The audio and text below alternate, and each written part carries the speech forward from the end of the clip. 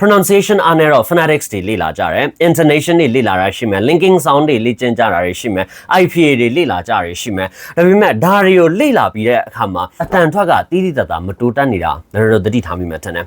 ဒါဖြစ်ရတဲ့အဓိက reason ကကျွန်တော်အတန်ထွက်မှာအရေးကြီးတဲ့အားနည်းချက်တစ်ခုရှိနေလို့ဟုတ်တယ်တလားဒီအရေးကြီးတဲ့အားနည်းချက်ကိုမပြုတ်ပြင်မချင်းလန်တို့ရဲ့အတန်အတွက်ဟာထူးထူးခြားခြားကောင်းမွန်နေမှာမဟုတ်ဘူး။ phonetics နဲ့ပတ်သက်တဲ့ကျန်တဲ့ကိစ္စတွေအကုန်လုံးသိပြီဆိုရင်တော့ like တစ်ဖက်လူကိုပြန်သင်ပြီးနိုင်တဲ့အဆင့်ရောက်ပြီဆိုရင်တော့ဒီလိုရဲ့အတန်ထွက်နားထောင်ကြည့်လိုက်ရှိဟုတ်ပါဘူးသူတိုင်ကြီးအစွာမျိုးချက်ချင်းသိတာတယ်။အဲ့တော့လန်တို့ဟာအတန်ထွက်တကယ်ကောင်းချင်တယ်ဆိုရင်အတန်ထွက်မှာရှိတဲ့အရေးကြီးတဲ့အားနည်းချက်ဆိုတော့အဲ့ဒါကိုပထမအဦးဆုံးကုစားဖို့လိုပါတယ်။အဲ့ဒီအားနည်းချက်ကဘာလဲဆိုရင်ending sounds ဖြစ်ပါတယ်အဆုံးသတ်အတန်တနည်းအားဖြင့်စကားလုံးတွေရဲ့နောက်ဆုံးမှရှိတဲ့အတန်တွေကိုမှန်ကန်စွာရွတ်တက်ခြင်းပေါ့နော်နမူနာပေးရမယ်ဆိုရင်ဗျာ you need to improve your ending sounds first ဒီဝကြမှာ you need to improve need နောက်က d တန်လေးပါတယ် improve v တန်လေးပါတယ် your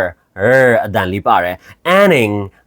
အတန်ပါတယ် sounds so nds so you nds z တန်ပေါ့နော်အဲ့လေးပါတယ် first rest so rst တန်လေးပါတယ်စတဲ့အဆုံးသတ်အတန်လေးတွေကိုမှန်အောင်အရင်လေ့ကျင့်ဖို့လိုတယ်ဒါမှလည်းတို့ရဲ့အတန်ထွက်ဟာတိုးတက်ကောင်းမွန်နေမှာဟုတ်တယ်ပြန်ပြောမယ် ending sounds ကိုလစ်လျူရှုလိုက် phonetics နဲ့ပတ်သက်ပြီးတော့ကိစ္စအဝဝသိသွားမယ်ဘယ်လောက်ထိလဲဆိုသူများကိုပြန်တင်ဆိုရင်တော့တင်ပေးနိုင်တဲ့အဆင့်ရောက်ရင်ရောက်သွားလိမ့်မယ်ဒါမဲ့လည်းတို့ရဲ့အတန်ထွက်ကိုနားထောင်လိုက်တာနဲ့ဒါကြီးကမဟုတ်ဘူးဆိုတာချက်ချင်းသိတာတယ်အဲ့လိုလေဆိုတော့အတန်ထွက်အမှန်တကယ်ကောင်းချင်တယ်ဆိုရင် ending sounds တွေကိုမှန်အောင်အရင်လေ့ကျင့်ပါဒါကိုလေ့ကျင့်လို့ရအောင်ကျွန်တော်အရင်ကလည်း video လေးတွေတင်ပေးလာခဲ့တာ part 1 to 8ရှိတယ်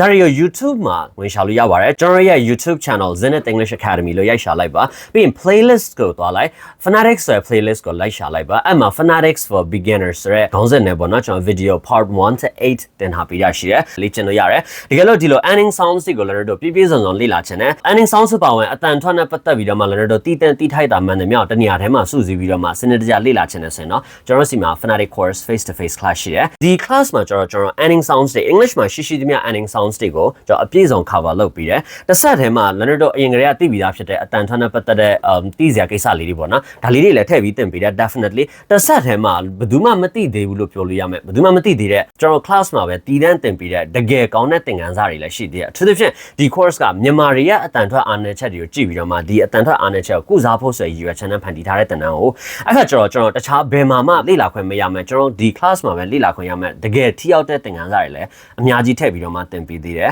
သင်ပေးရုံပဲမဟုတ်သေးဘူးဗျာလေ့ကျင့်ဖို့လည်းလိုတယ်လေ့ကျင့်ပြီးသွားပြီဆိုရင်လည်းကျွန်တော် feedback လေးတွေပေးလေးရှိရစသဖြင့်ပေါ့နော်တကယ်ထိထိရောက်ရောက်ဖြစ်အောင် share သင်ပေးတဲ့သင်တန်းဖြစ်ပါတယ်မလို့မနေရစနစ်ရှိသေးတယ်ဒါလေးလည်းမိုက်တယ်ဆိုတော့ဒီ course အကြောင်းစိတ်ဝင်စားလို့အသေးစိတ်ထပ်ပြီးသိချင်သေးရဆိုရင်တော့ဒီ video ရဲ့ comment ထဲမှာဖြစ်စေ or ကျွန်တော် Facebook page CB မှာဖြစ်စေ phonetics လို့ရေးထားပေးလို့ရပါတယ်